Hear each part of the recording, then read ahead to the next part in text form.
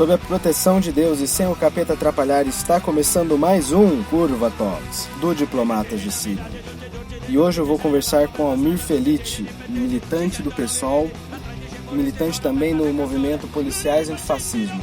Nossa conversa vai ser em torno de uma pauta que é polêmica até mesmo dentro da esquerda, principalmente dentro da esquerda, que é a segurança pública, a reestruturação das carreiras policiais e, se é possível, trazê-los para um debate progressista.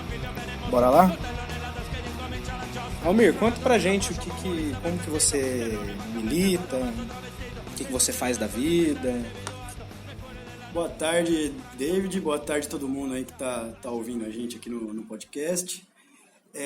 David, eu entrei nessa militância com policiais antifascismo a partir da minha militância com a segurança pública dentro do PSOL.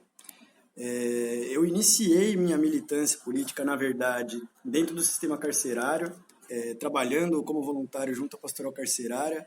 Por 2 anos realizei visitas no CDP de Pinheiros, lá em São Paulo.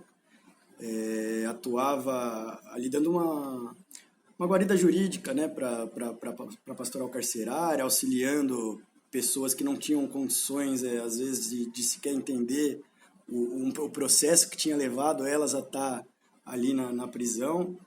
E a partir dessa militância dentro do sistema carcerário, eu acabei ali me envolvendo também na área científica com a questão da segurança pública, me especializando, né, vamos dizer assim, na questão da desmilitarização das polícias, da reformulação do nosso modelo policial.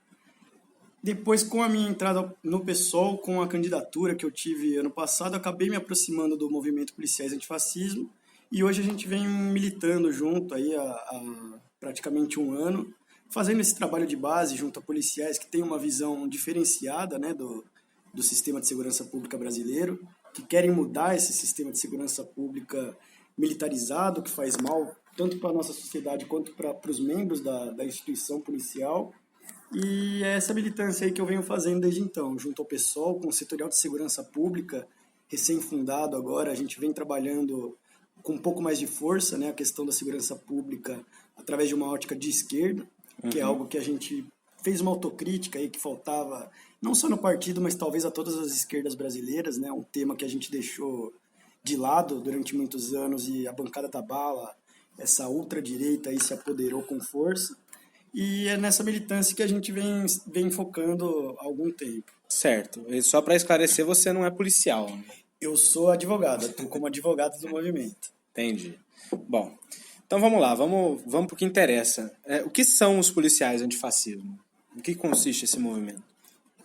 Os policiais antifascismo, convido aí até todos que estão ouvindo a gente a seguir as nossas páginas nas redes sociais, porque lá vocês vão ter acesso à carta manifesto do movimento, que tem todas as nossas propostas, traz a nossa linha ideológica, né, a nossa linha de luta. E os policiais antifascismo, eles nascem de uma crítica interna das forças policiais, de uma crítica interna das instituições policiais do país. É um grupo inicialmente formado por policiais, a maioria deles policiais da base, que são críticos ao atual sistema de segurança pública do país, que reconhecem no militarismo uma grande falha do sistema de segurança pública do país, e que consideram que essa militarização levou o sistema de segurança pública e as instituições policiais a se tornarem um verdadeiro mecanismo de controle social. Houve um grande desvio, né, da função policial, da função garantidora de direitos, né, que se pensa para uma polícia ideal, e hoje ela se tornou esse mecanismo de controle social que, nesse período agora que a gente está vivendo, vai se transformando num verdadeiro aparelho do fascismo brasileiro, né? Esse fascismo à brasileira, né, que é o ultraliberalismo aliado a um grande conservadorismo. Costumo chamar de fascismo colonial, né? Exatamente. É um fascismo muito típico aqui da América Latina, né? Uma coisa meio Pinochet, assim. Ao invés de você ser nacionalista, você acaba sendo batendo continência para a potência metropolitana, né? E uma curiosidade, por que é antifascismo e não antifascista? Porque os movimentos, normalmente você fala, sei lá, São Paulo antifascista, Corinthians antifascista, ou, sei lá, movimento antifascista. Por que esse é antifascismo? Essa escolha ela foi proposital, quando o movimento surgiu lá no fim de 2017. Justamente por entender que o fascismo ele é um movimento. É um movimento político, também, eu enxergo também um pouco como método político, né? Existe um método fascista, um método de política fascista. Ele não é um mero grupo de pessoas. Não se combate apenas o fascista, se combate a ideologia fascista, se combate o movimento fascista, se combate o fascismo de modo geral. Então essa foi uma escolha proposital mesmo, para se passar essa ideia de que não se combate um Bolsonaro, não se combate um Dória, um Witzel, se combate todo o movimento que eles representam. Entendi. Bom, você tem uma orientação ideológica voltada mais para o socialismo, para o comunismo. Os policiais antifascismo, eles têm esse tipo de visão também? Ou como todo movimento antifascista, é tipo uma frente que tem um monte de gente diferente lá? David, eu enxergo o movimento mais como uma frente diversa.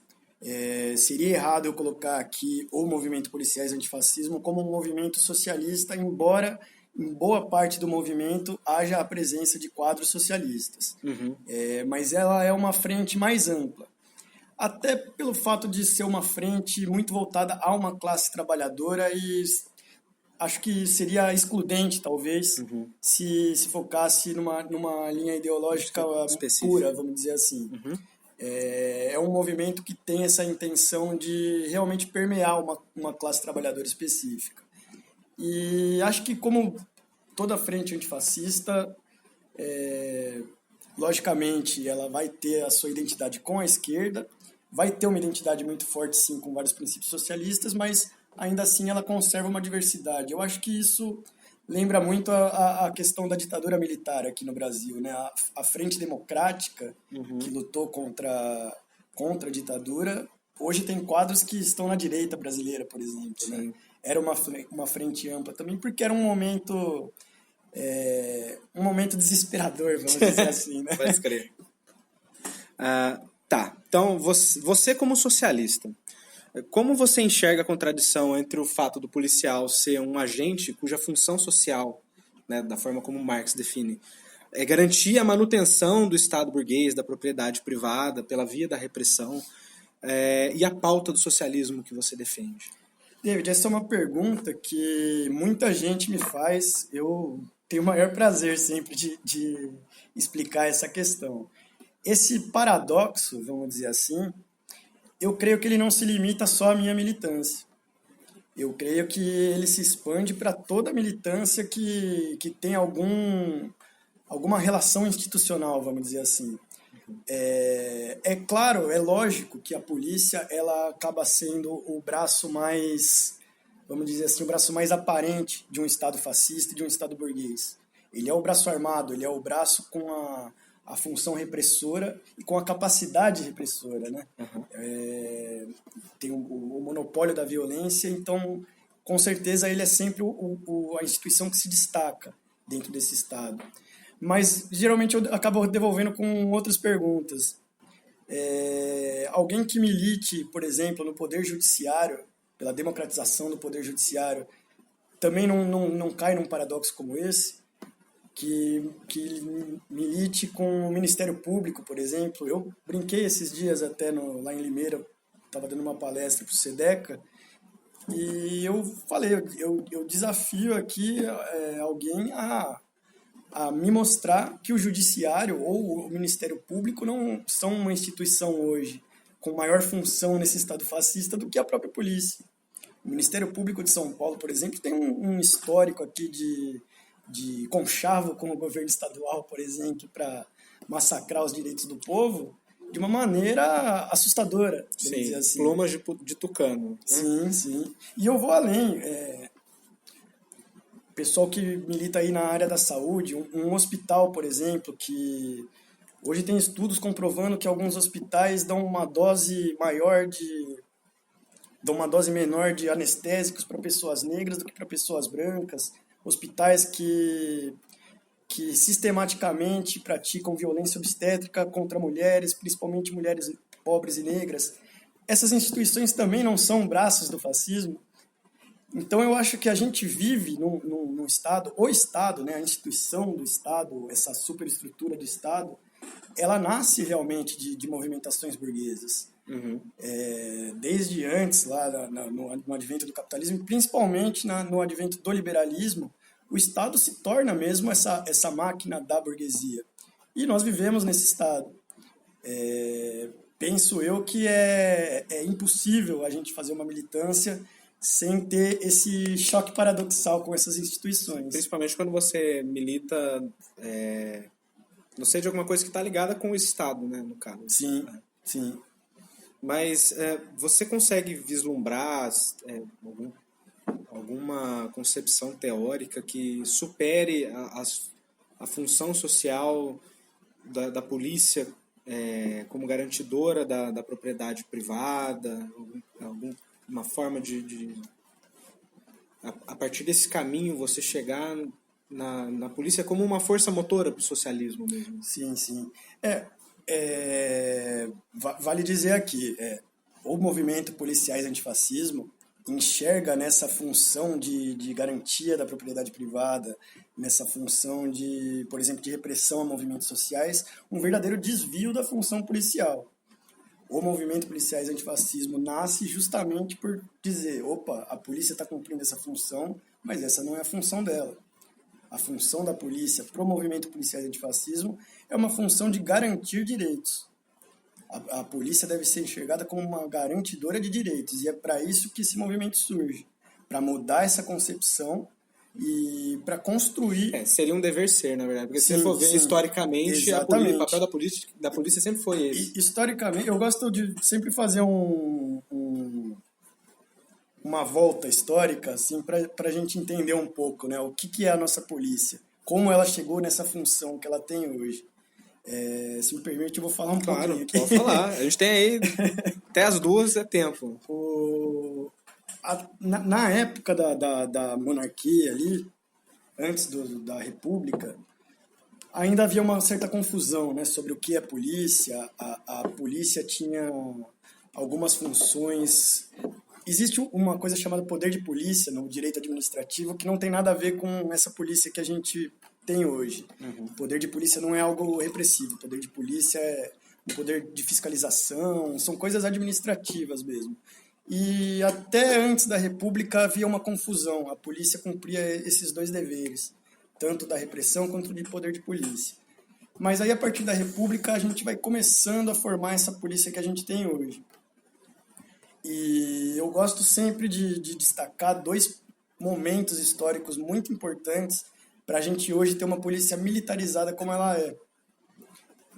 2 pontos importantes do processo de militarização das nossas polícias. O primeiro vem lá no início do século passado.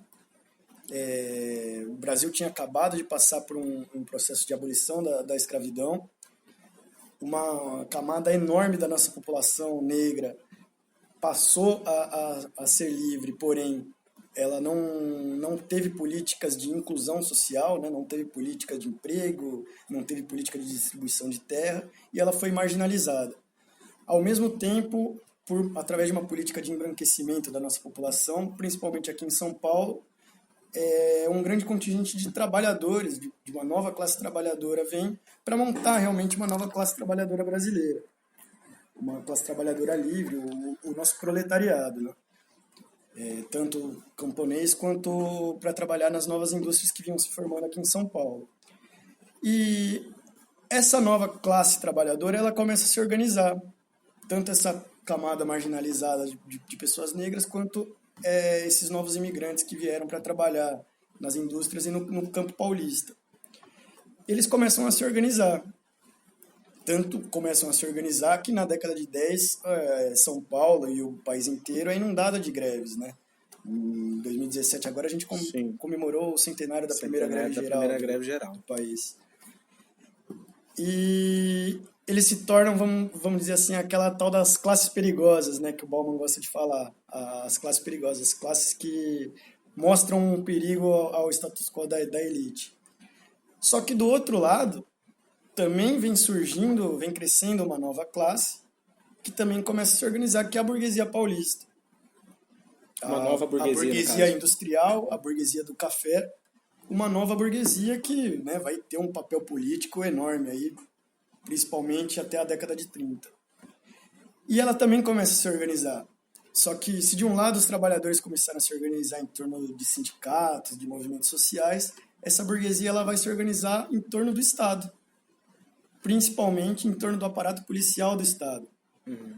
Em 1906, o presidente de São Paulo, né, o governador na época chamado presidente, contrata uma missão francesa, uma missão militar francesa, que vai passar 8 anos aqui em São Paulo treinando a Força Policial Paulista.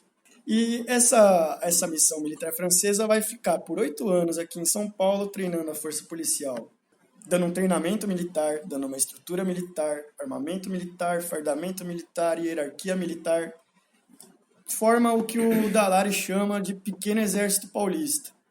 Uma polícia altamente militarizada que passa a ter um completo desvio de função aqui em São Paulo.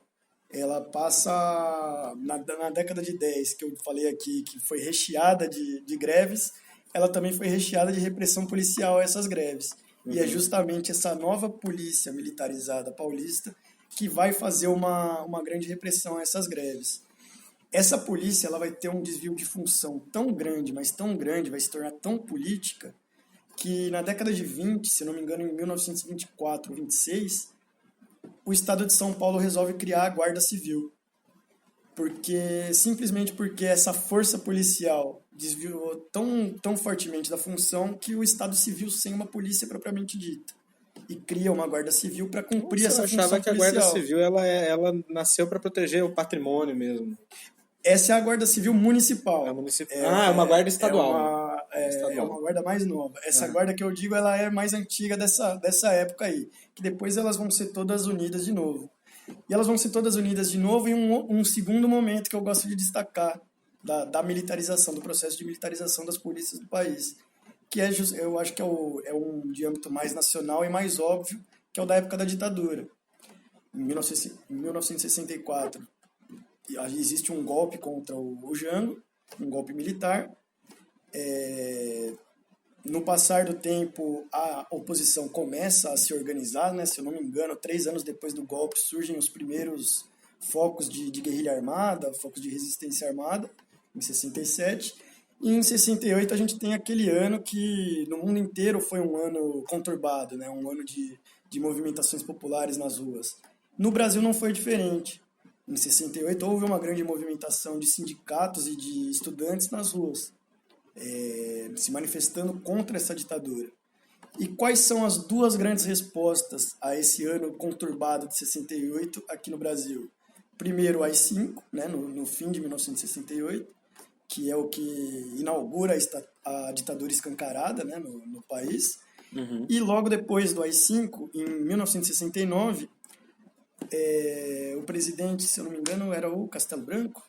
Qual em 1969. 69, o Castelo Branco já tinha ido embora. Talvez já fosse o Médici. E aí a segunda grande resposta, que é o segundo ponto do processo de militarização das polícias no país, é o Decreto 667 de 1969, que é um decreto que está vigente até hoje, que reestruturou as polícias militares do país. É errado dizer que a ditadura criou a polícia militar. A polícia militar ela é mais antiga do que a ditadura. Ela já era prevista em constituições anteriores. Mas é o decreto 667 de 1969 que dá essa estrutura que a gente conhece hoje da polícia militar e que está vigente aí até hoje. Então, por isso se convencionou dizer que a polícia militar é um fruto da ditadura. É muito por causa desse decreto que reorganizou a estrutura de todas as polícias militares do país. Então, você veja aí que os 2 pontos mais fortes nesse processo de militarização das polícias no país foram justamente 2 momentos de efervescência popular. A militarização das polícias, que criou essa polícia que a gente tem hoje, é uma resposta a movimentações populares. É um completo desvio de função. Lembra da questão que eu falei, da criação da Guarda Civil. Se desviou tanto a função da polícia militar, da polícia paulista, que foi preciso criar uma Guarda Civil para fazer o papel da polícia. E é esse processo que cria a polícia que a gente tem hoje. Só para mostrar aí o desvio de função que ocorreu muito em defesa das questões da propriedade privada, de questões burguesas propriamente ditas. Caraca. Bom, depois dessa digressão histórica elucidativa, acho que a gente pode passar para a segunda parte da nossa entrevista, no qual a gente fala mais sobre o programa propriamente dito, e aí a gente começa a falar de questões que estão em pauta, né? Bom, primeiro elucida pra gente. A gente já teve um episódio falando como funciona a Polícia Civil. Como funciona as polícias no Brasil de uma forma geral? Não precisa falar muito da Polícia Civil, porque a gente já tem. A gente pode deixar a referência, né? Mas como que a Polícia Militar conversa com a Civil? Qual que é o papel de cada uma? Você poderia falar isso pra gente? Você falou da Polícia Civil, no caso de São Paulo, seria como não funciona a Polícia Civil, né? Porque aqui em São Paulo a gente está tendo essa questão do inchaço da Polícia Militar, de tal forma que a Polícia Civil às vezes parece que está prestes a sumir, né?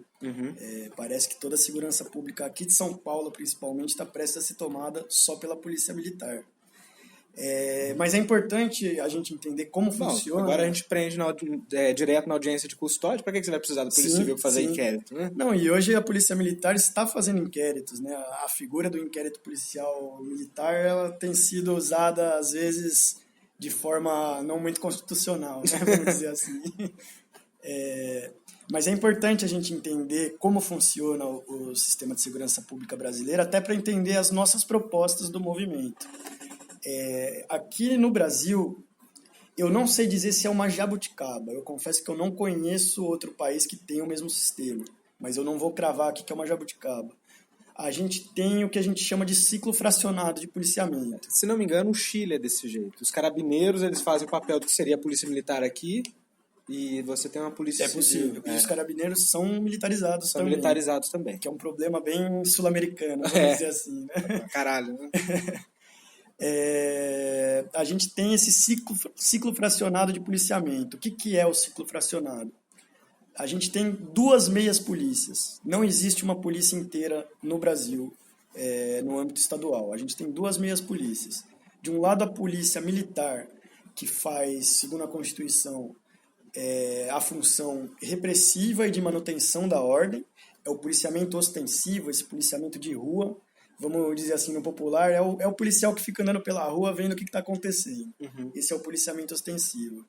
E existe a Polícia Civil, que é responsável pela investigação e pela persecução criminal. Ela investiga e dá início aos processos criminais. Nos países mais desenvolvidos, nos países que têm menos problemas com violência, menos problemas de segurança, eles têm o que a gente chama de polícia de ciclo completo. A mesma polícia, a mesma instituição policial, ela realiza o trabalho do início ao fim. Ela faz o policiamento ostensivo na rua, ela faz a repressão ao crime e ela faz também a persecução criminal e a investigação. Por que isso é melhor? Aqui no Brasil, tendo esse ciclo fracionado, o que a gente tem é uma imensa falta de comunicação entre as duas polícias. São duas polícias fazendo meio trabalho e esses dois meio trabalhos não se comunicam. Se criou uma rivalidade enorme entre essas duas instituições policiais. E o que a gente tem visto por aí por exemplo, na questão dos homicídios, é importante dizer isso aqui, a gente fica falando que 80% dos homicídios não são resolvidos, ninguém tem esse número. É um chute. Esse número aí eu não sei de onde foi tirado. É igual o número da reincidência também, ninguém tem o número da reincidência. Mas você chutaria para cima ou para baixo? Mas é muito alto, é muito alto, talvez maior do que esses 80%, inclusive. Aqui em São Paulo, o Sindicato dos Delegados da Polícia soltaram um número aí, que eu não vou me lembrar agora, mas é um número absurdamente ruim. E é esse cenário que se criou.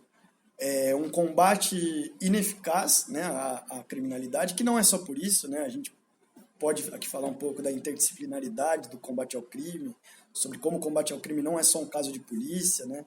Sobre como envolve outras questões sociais, mas no trabalho da polícia, esse ciclo fracionado trouxe uma imensa ineficiência na função policial. E Como eu falei, dentro desse ciclo fracionado, se a gente tem de um lado a Polícia Civil hoje, principalmente em São Paulo, mas não só em São Paulo, mas uma Polícia Civil completamente sucateada, cada vez mais reduzida, vendo seu trabalho sendo pego pela Polícia Militar. Do outro lado, a gente tem uma Polícia Militar com completo desvio de função, com uma função de repressão que não é a criminalidade.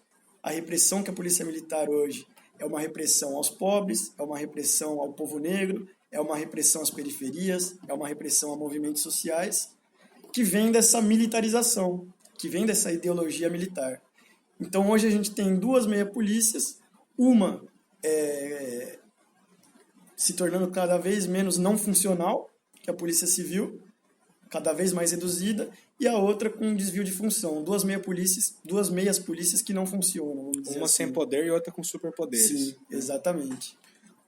Bom, o manifesto do movimento alega que os policiais devem ser reconhecidos como trabalhadores, né? Isso foi uma coisa que você falou no início do episódio, inclusive sendo equiparados em direitos fundamentais a esses, né?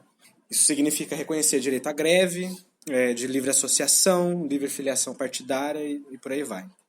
O impedimento desse tipo de atuação das polícias, na verdade não da polícia, mas de grupos armados, né, é uma construção histórica no Brasil.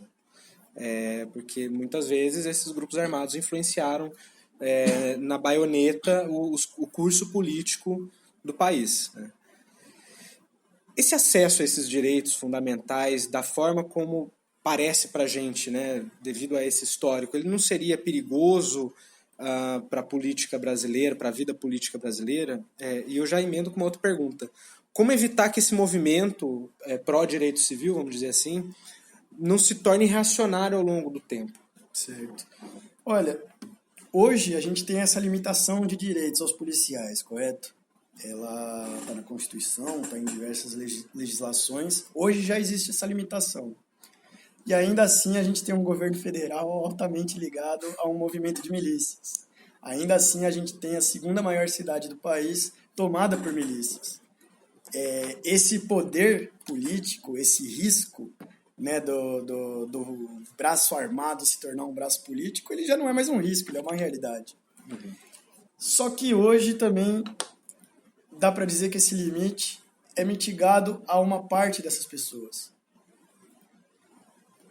Se você pegar os de cima, exatamente. Se você pegar evitar o tenentismo, todas as nossas bancadas na Alesp, principalmente na Alesp, inclusive, pouco se fala da Alesp, mas a Alesp foi tomada pela bancada da bala, praticamente toda tomada pela bancada da bala. Quem está nesses espaços de poder, mesmo com essas limitações que existem legalmente? Major, capitão, coronel, general tuitando, né? Que ontem teve tweet de general, mais uma vez, aí por causa do julgamento da STF. Nossa, cara. Mas você não vê nesses espaços de poder quem? O cabo, o soldado, o investigador de polícia. Até o cabo da Suolo, pô. São figuras raras. São figuras raras de se ver nesses espaços políticos. Até porque eles têm interesses conflitantes com essa casta do alto escalão das polícias. Uhum. Eu vou pegar aqui uma das pautas que hoje é a que mais divide essas duas castas, a da carreira única. Porque o que acontece, do mesmo modo que a gente tem o ciclo fracionado separando duas polícias, dentro das polícias existe uma outra divisão, uma carreira fracionada. Na Polícia Civil você tem a figura do delegado acima e abaixo a figura do investigador, do escrivão, do perito, são várias figuras inferiores. E na Polícia Militar a gente tem a figura dos oficiais, coronel, major, capitão, e a figura das praças, sargento, cabo, soldado. E o que acontece hoje nas duas polícias? Os de baixo não chegam ao posto de cima, porque existe uma entrada lateral nessas instituições. Uhum. Quem quer ser oficial vai e presta o barro branco e vira direto oficial. O soldado não vai virar oficial. Até tem ali hoje uma brechinha que alguns poucos soldados podem vir a ser oficial, mas é muito pouco. Uhum. É muito pouco. E para um escrivão ou um investigador virar delegado, ele tem que prestar o concurso e virar diretamente delegado. E isso criou um sistema de castas dentro das polícias, e essas castas têm interesses conflitantes. Hoje, por exemplo, por incrível que pareça, por mais que se pense o contrário, as praças da Polícia Militar são a favor da desmilitarização. A grande maioria, o Fórum Brasileiro de Segurança Pública fez uma pesquisa com milhares de policiais no país inteiro e 77% dos policiais se manifestaram a favor da desmilitarização das polícias. 77% dos policiais dessa casta mais baixa ou dos policiais... A maioria da casta mais baixa. Uhum. Entre os oficiais, o número era menor. 77% é o número total, contando oficiais e praças. Certo. Mas a grande maioria dos que responderam a favor da desmilitarização eram dos praças. E uma outra pauta que eles defendem é a questão da carreira única, que é acabar com essa entrada lateral. Não vai mais existir, por exemplo, essa figura do investigador de delegado. Você começa por baixo e vai subindo na carreira. Isso quebra essa estrutura de poder, quebra essa estrutura que reprime os que estão mais abaixo. E você vê que tem essa diferença de pautas, mas esses de baixo não estão nas estruturas de poder. Na Alesp você tem delegado, você tem capitão, tem major, tem tenente, mas você raramente vai ver um soldado, um investigador, porque é uma questão de classe também. Dentro das instituições policiais também existe uma questão de classe. Então eu vejo com bons olhos essa questão de hoje se expandir esses direitos, porque hoje eles já são garantidos, só que só para aqueles que estão acima. Uhum. Seria interessantíssimo haver essa subversão dessa ordem de classes dentro das polícias. Seria interessantíssimo ver um empoderamento de quem está abaixo nessa estrutura. Uhum. E que tem demandas muito diferentes.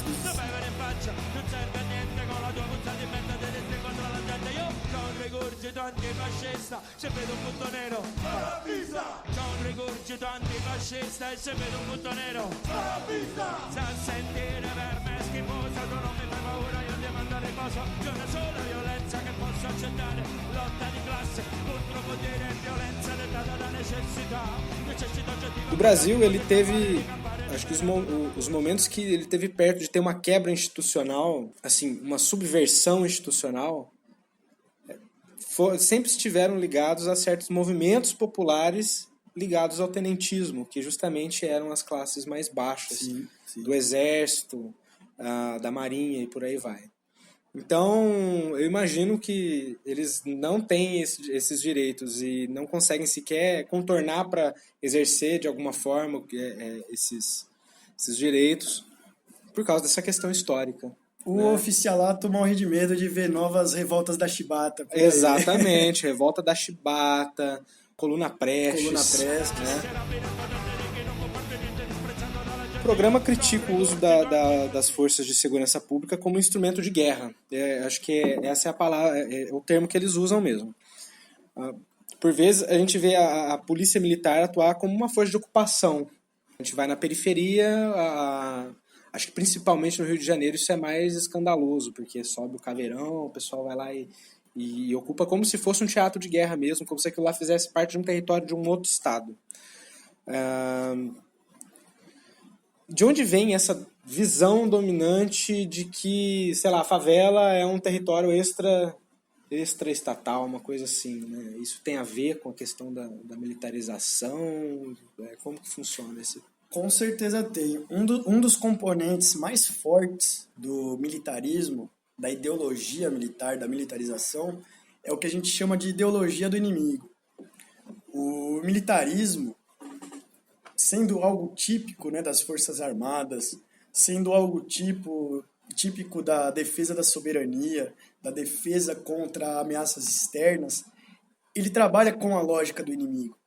É normal que o militarismo trabalhe com a lógica do inimigo, faz parte da natureza dessa ideologia e faz parte da função aonde ela deveria ser empregada, que é nas Forças Armadas, que é na defesa da soberania. Só que quando você tem essa ideologia praticada em âmbito interno, aplicada numa instituição onde ela não deveria ser aplicada contra seus próprios cidadãos, o que se cria é a imagem de um inimigo interno, que não deveria existir.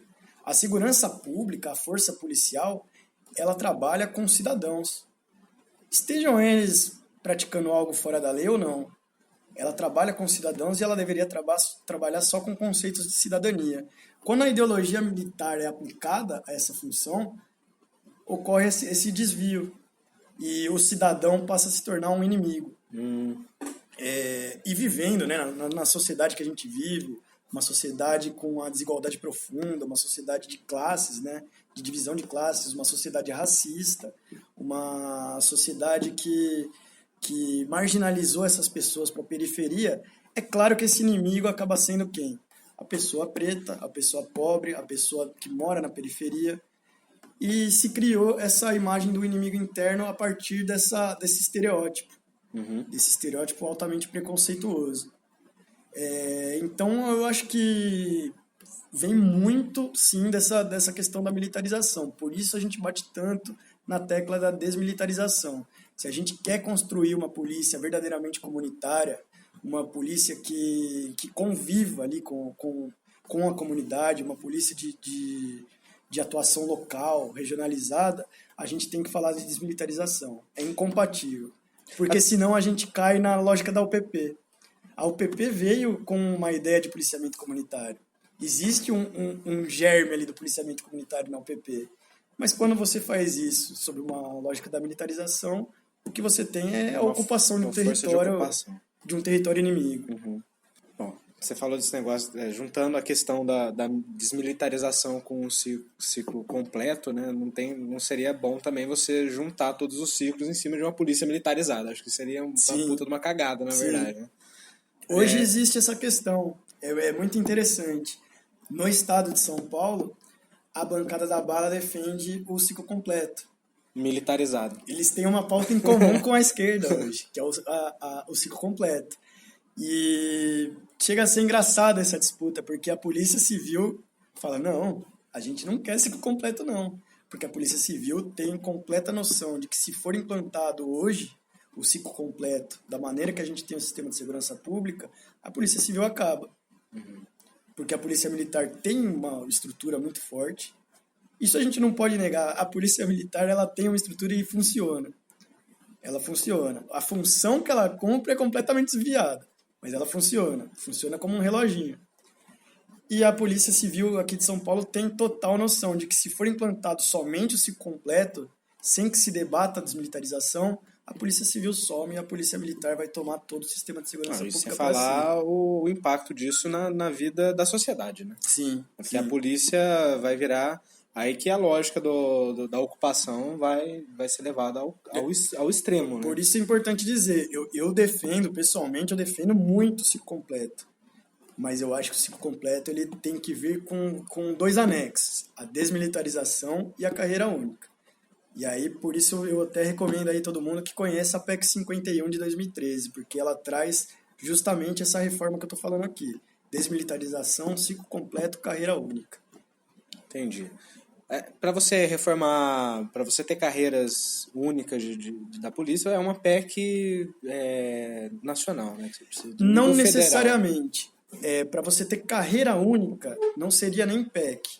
No caso da Polícia Civil, hoje você só pode discutir carreira única no âmbito federal, porque a carreira de delegado ela é definida por lei federal. Mas no caso da Polícia Militar, eu entendo, há quem entenda o contrário. Eu entendo que no caso da Polícia Militar, a carreira única pode ser garantida pela via estadual. São leis estaduais que fizeram essa divisão de carreiras dentro das polícias militares. Há quem diga que o decreto 667 de 69 garante esse fracionamento de carreira. Eu não entendo assim. Em nenhum momento ele diz que para ingressar no oficialato é preciso de concurso público direto ao oficialato, que seria essa a grande discussão. Eu entendo que sim, Polícia Militar a gente pode discutir carreira única no âmbito estadual, sim. Interessante. Bom, vamos falar então de guerra às drogas, né? A guerra às drogas é uma forma de atuação policial militar que foi criada no âmbito da política, me corrija se eu estiver errado, tá? mas ela foi criada no âmbito da política interna americana, e depois ela foi exportada pela via da política externa e chegando aqui na América do Sul através da Colômbia, né, da questão do narcotráfico e tudo mais. E ela foi utilizada como modelo para muitos países da América como um todo, como por exemplo o Brasil. Lá nos Estados Unidos ele significa uma perseguição clara aos negros, ao pessoal, aos imigrantes e por aí vai, né? E aqui também, né? A gente percebe que não é diferente. Qual o histórico dessa política dessa política de guerra às drogas aqui no país e por que o movimento dos policiais antifascismo entendem ela como falida?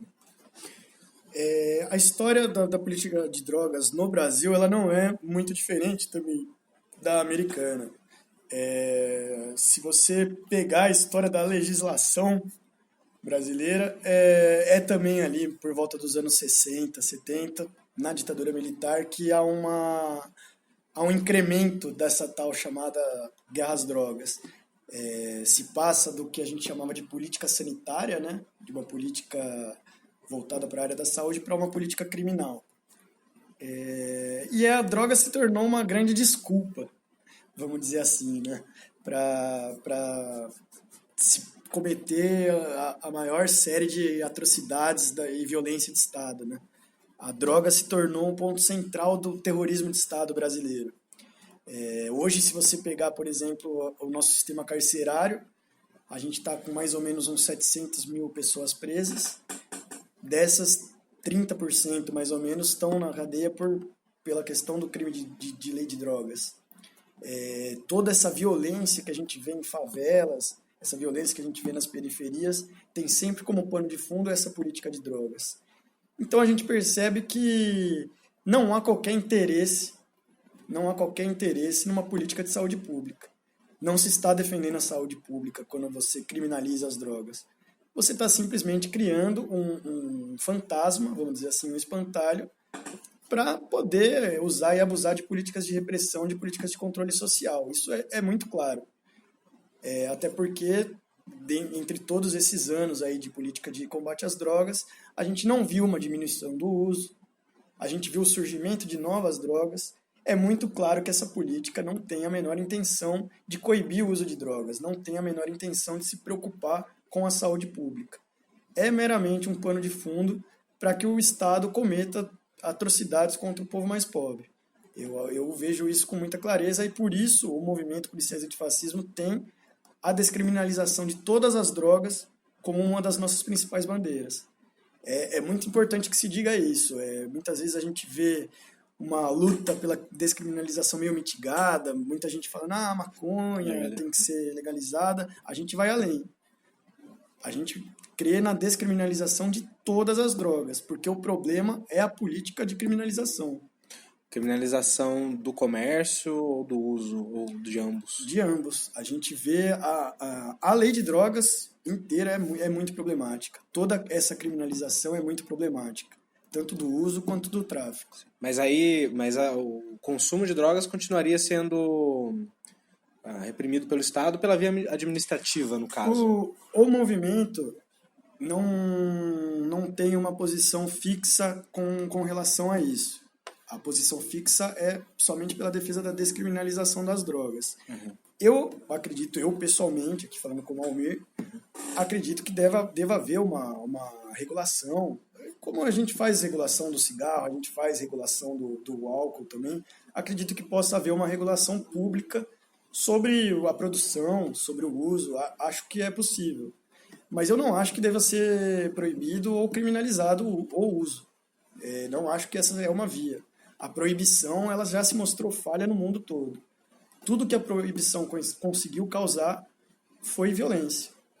Ela não conseguiu causar uma diminuição do uso, ela joga o usuário, muitas vezes, na marginalidade, ela joga o usuário à margem da sociedade, Então eu não vejo nenhuma dessas proibições com bons olhos. Quem morre são os trabalhadores do tráfico, não o traficante. Né? Exatamente. O helicoca tá voando, Tá voando por aí. né? Não precisa nem falar de helicoca. Hoje em dia a gente tem avião presidencial com 39. Oficial. Exatamente. Né? Bom, acho que um assunto que tem se falado muito ultimamente, né, em relação à segurança pública, principalmente devido às raízes do nosso presidente, é a questão da milícia, né? A milícia ela é uma forma de se organizar que existe desde que a sociedade é sociedade, mas no neoliberalismo ela tem uma coloração muito clara, que é a de privatização do que seria espaço da segurança pública, né? Então, e são capitaneados por agentes de segurança pública em geral. Esses agentes eles atuam como uma pessoa que vai criar insegurança em um determinado lugar para depois vender a solução através de empresas, né? de segurança privada e segurança de bairro, etc. e tal, condominial. Como que a milícia surge? Né? Por que existe esse desvio? E como que os policiais antifascismo vêm debatendo essa questão para tentar impedir que isso aconteça, porque já existe um desvio institucional. Agora existe um desvio extra-institucional. Mas assim, é que nem muita gente fala, né? A milícia, ela não é uma coisa extra-estatal. Ela é o Estado se manifestando de outra forma, né? É um monstro público-privado. É um monstro público-privado, exatamente. É a PPP. Eu peguei alguns pontos aí, eu vejo como coisas diferentes e interligadas ao mesmo tempo. Primeiro, essa questão dos policiais donos de empresas de segurança. É absurdo. É um absurdo. Você tem um cargo público para garantir um direito. Propositalmente, você não garante esse direito para que você possa vender esse direito. É uma lógica capitalista extremamente perversa. Perversa e violenta, né, nesse caso. O Intercept fez um levantamento, se não me engano foi esse ano mesmo. No Rio de Janeiro, é impressionante a porcentagem de empresas de segurança privada ligadas a familiares de policiais. São laranjas. São laranjas. Os donos de verdade são policiais e, novamente, volta a bater na questão de castas. Não é soldado dono de empresa, não é cabo dono de empresa. É major com nome aqui em São Paulo, inclusive, Major Olímpio, né? Major Olímpio tem ligação com algumas empresas privadas. Major, capitão, tenente. São esses comandantes das polícias que hoje são donos de empresas privadas. Isso eu vejo como um problema, que pode, às vezes, estar interligado a milícias ou não. Por exemplo, aqui em São Paulo não está ligado à lógica de milícias, mas também existe esse problema.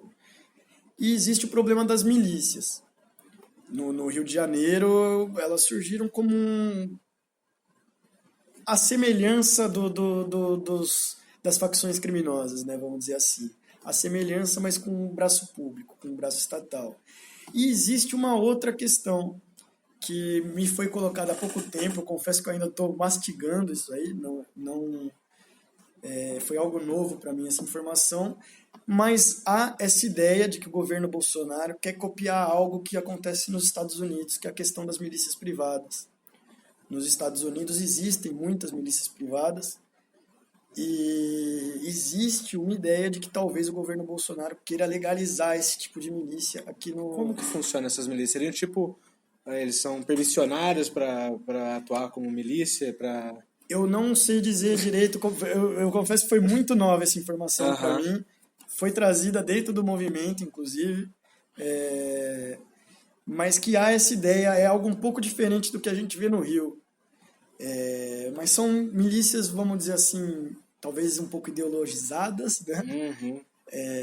E há essa suspeita de que talvez o governo Bolsonaro esteja tentando algo do tipo por aqui. Quer regularizar o negócio. Que é uma coisa, lembra aqui um pouco na época do Pinochet, que tinha o grupo Pátria e Libertar, né? Antes do Pinochet dar o golpe. Eu imagino algo desse tipo. E existe o problema das milícias no Rio de Janeiro, especificamente, né, que é um problema que tomou uma proporção assim difícil, né, de se solucionar.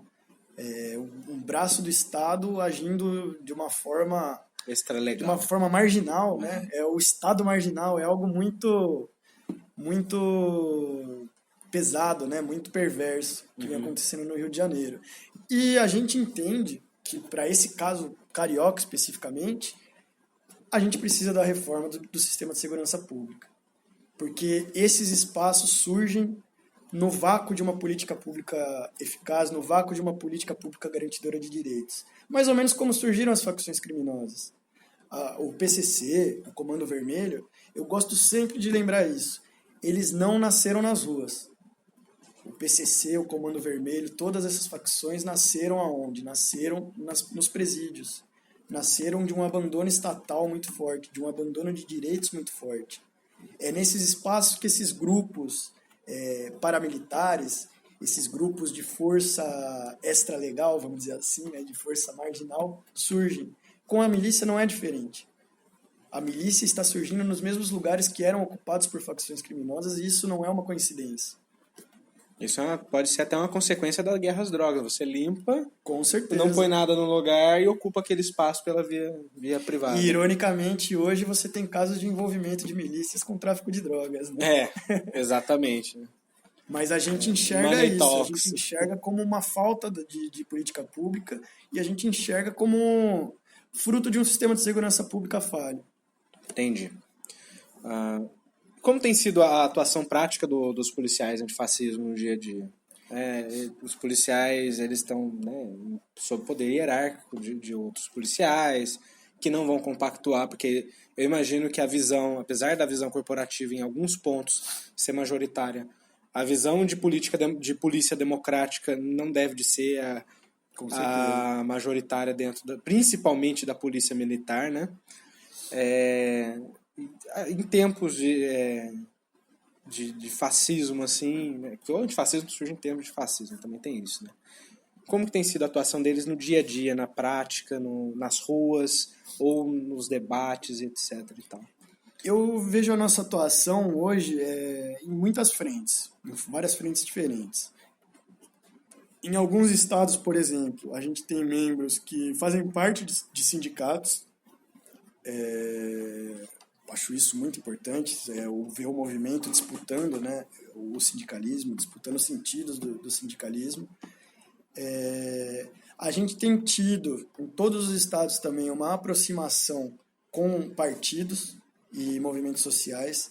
Isso já gerou, por exemplo, alguns projetos aqui em São Paulo mesmo. A gente conseguiu a aprovação de um PL, o PL 232 de 2018, com o deputado Raul Marcelo, ex-deputado Raul Marcelo do PSOL, que era um PL que garantia saúde no trabalho para policiais e agentes penitenciários. E esse projeto foi aprovado ano passado, ficou pro Dória sancionar e ele vetou esse ano. Que filha da puta. No começo do ano ele vetou esse projeto e agora a gente está tentando lutar pela derrubada dele. Mas é um projeto que nasceu de uma parceria aí do PSOL com o Policiais Antifascismo. No Rio Grande do Norte, o movimento integrou aí a campanha da governadora Fátima, governadora eleita do PT. Sei que tem algumas pessoas envolvidas lá no governo, então essa é uma outra das frentes, essa aproximação com partidos, essa aproximação com a política partidária, né? Uhum. E existe também aproximação com outros movimentos sociais, né, para se trabalhar em rede. E existe um trabalho que aí, infelizmente, é o que eu não consigo fazer, né, por não fazer parte ali do ambiente, né, não estar no dia a dia nesse ambiente de trabalho, mas aquele trabalho chamado chão de fábrica, né, da conversa do dia a dia, da aproximação do dia a dia, e eu fico muito feliz cada vez que eu vejo um novo membro vindo desse trabalho de chão de fábrica, né.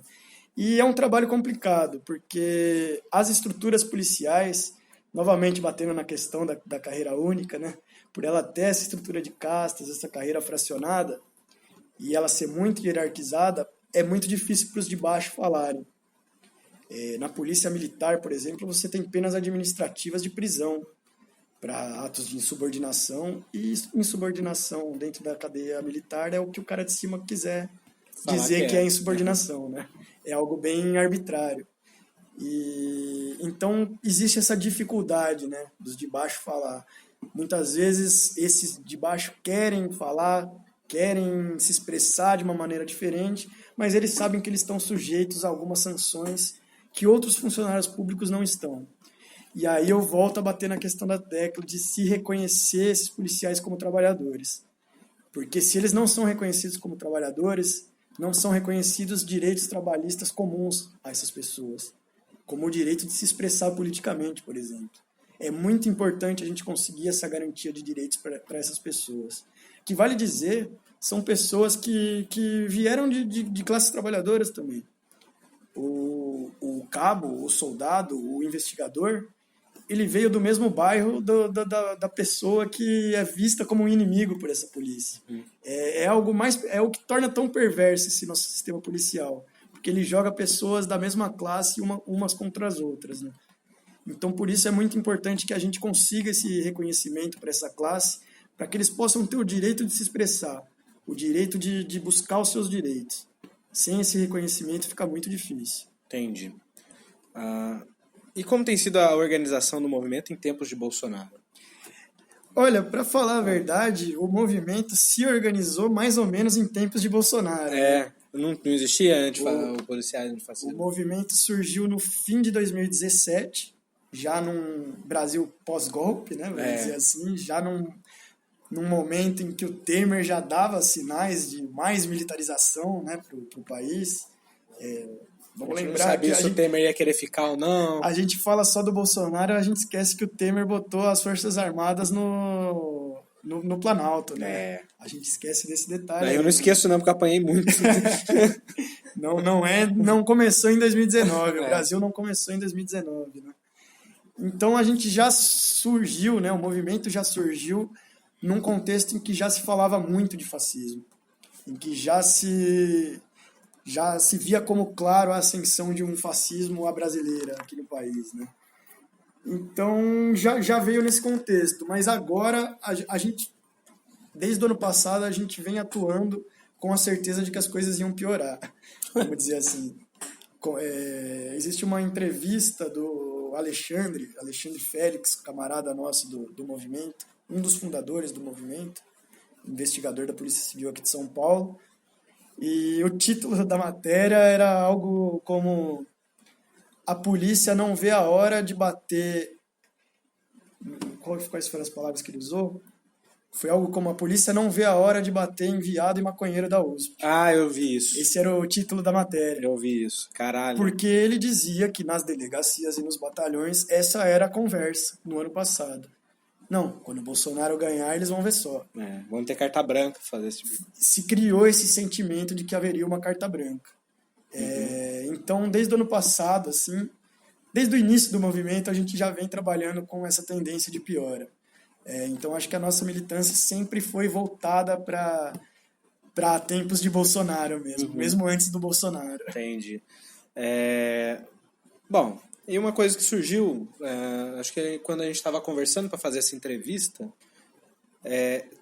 o pessoal está querendo aprovar uma PEC que fala sobre uma tal de polícia penal, né? E assim, eu dei uma olhada por cima, a impressão que dá é que é mais um fracionamento da polícia, e etc e tal. O que o pessoal está discutindo, cara? O que seria essa polícia penal? Porque, assim, toda polícia, para mim, é criminal, né? Penal nesse sentido, né? De atuar na parte penal mesmo da coisa. Olha, eu vou botar aqui uma opinião que é pessoal, até porque no movimento a gente ainda não chegou a um consenso quanto a essa questão. Por que a gente não chegou a um consenso?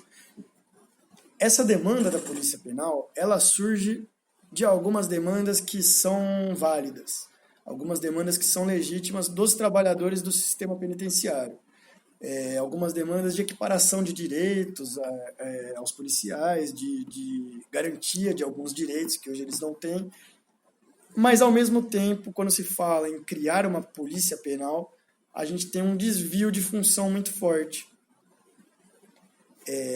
Porque o trabalho dos agentes do sistema penitenciário não é um trabalho policial, é um trabalho de tutela. Eles estão ali tutelando pessoas que estão sob a tutela do Estado. Eles estão garantindo uma segurança de pessoas que estão sob a tutela do Estado. Não é um trabalho repressivo, vamos dizer assim. Não há uma repressão. Não é a função desses agentes ter uma função repressora. E aí eu enxergo com maus olhos uma proposta como essa, porque me parece que há uma tentativa de totalitarizar assim, esse trabalho, vamos dizer assim. Né? É perigoso que, ao mesmo tempo, uma pessoa tenha a função de tutelar uma pessoa e o poder de polícia sobre essa mesma pessoa que ela tutela.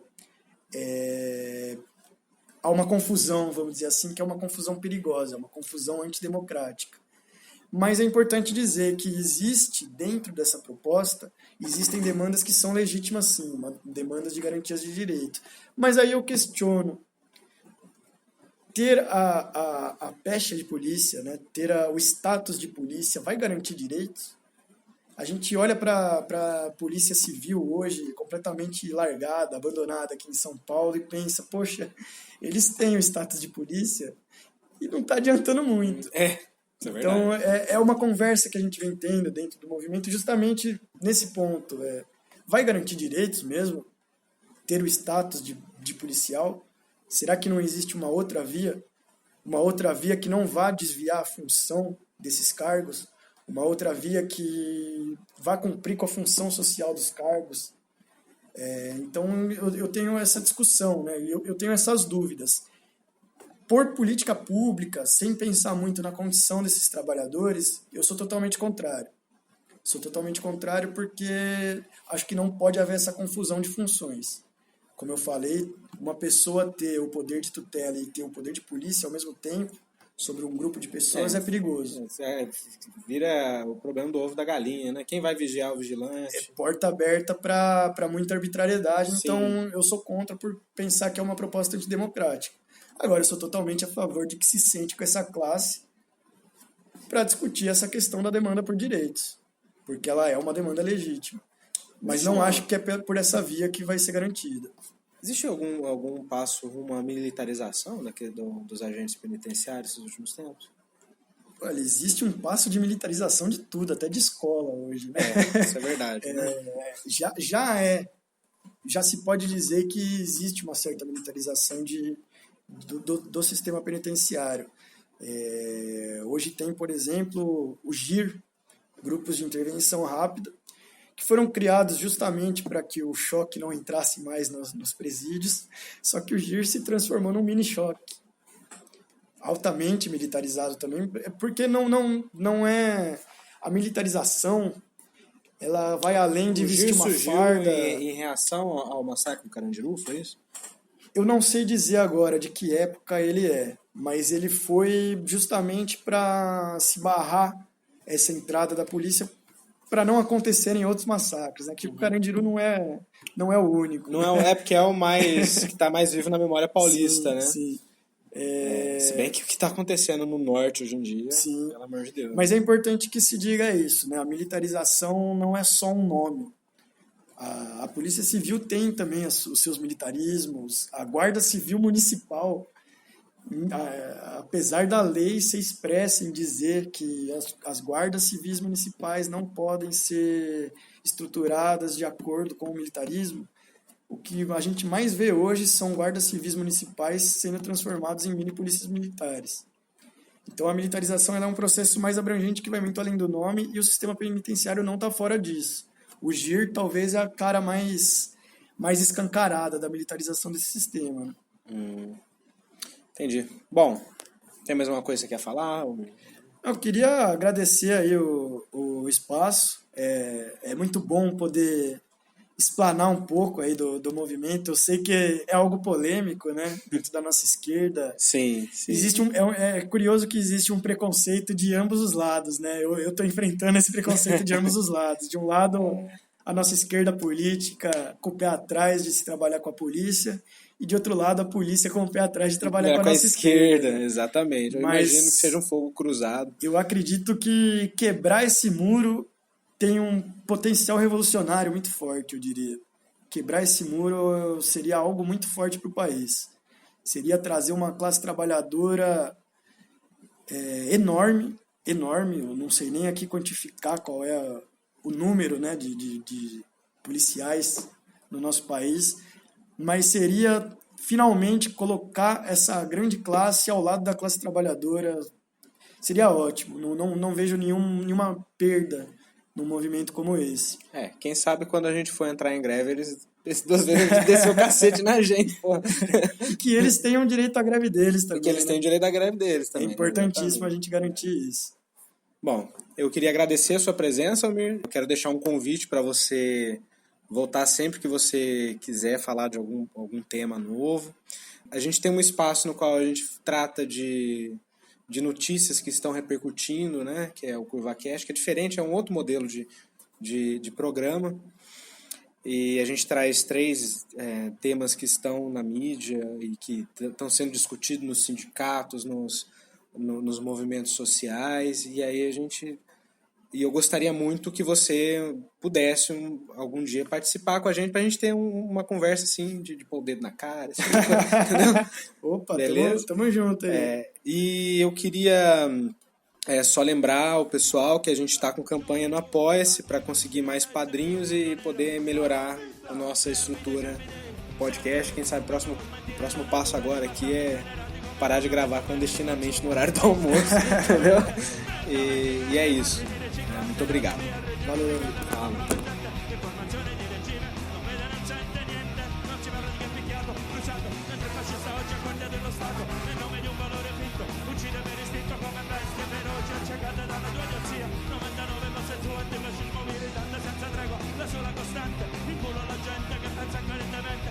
Chi mi ascolta non mi darà torto. L'unico fascista buono è il fascista morto. C'ho un rigurgito antifascista e se vedo un punto nero, c'ho un rigurgito antifascista.